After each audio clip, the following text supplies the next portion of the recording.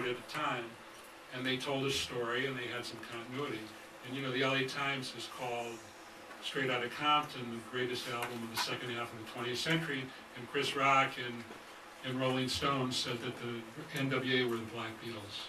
Yeah. Mr. Heller, Or the Black Nirvana. I would like to say I'm in awe because you are a gentleman that came into this game where there was, in especially Los Angeles, that those records were soundtracks to our lives, or soundtracks to Straight Outta Compton, I'm Wilmington and the Laundry, right there.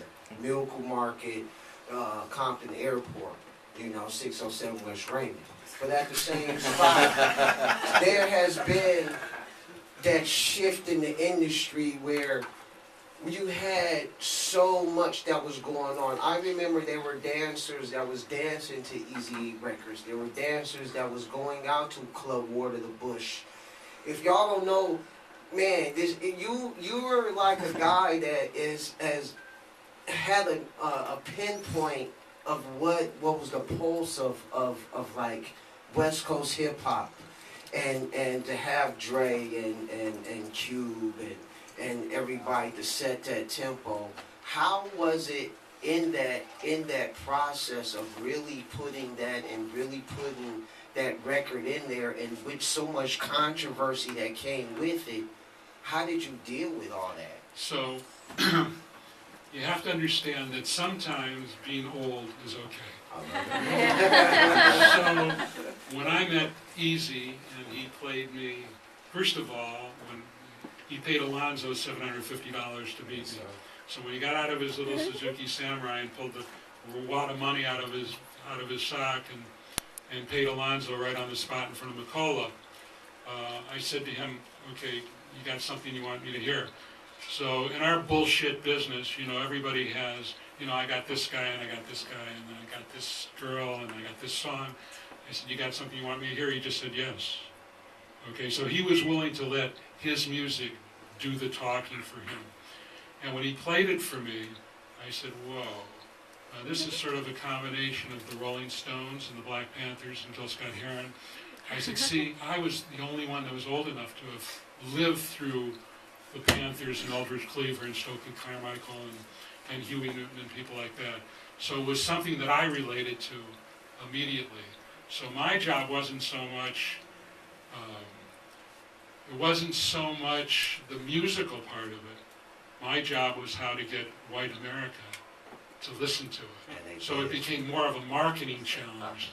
I knew the music was great. I had never heard anything that good in my life. I grew up in Cleveland. I grew up in the same block as Bone Thugs and Harmony. So I carried a gun when I was 11 years old. So this wasn't something that was unknown to me. And then to meet Easy, and it was so unlikely. I mean, he was short and I was tall. He was young and I was old. He was black, I was white.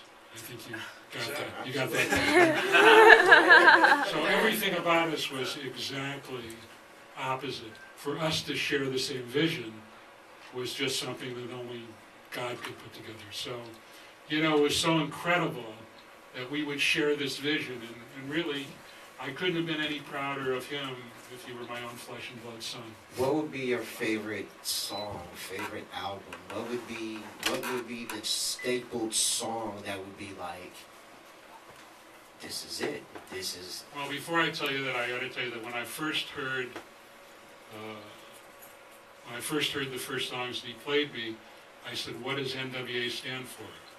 You know, and he said, well, what do you think it stands for? I said, I don't know, no whites allowed? It was cool because it was actually pretty close. But I think for me, there's no song, you know, that's more important than Boys in the Hood.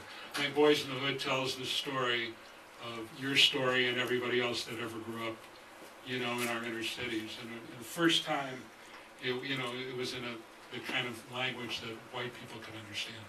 Jared, we have that song queued up. Why don't we play that and take everyone back, and we'll come back. Here we go. West Coast, stand up.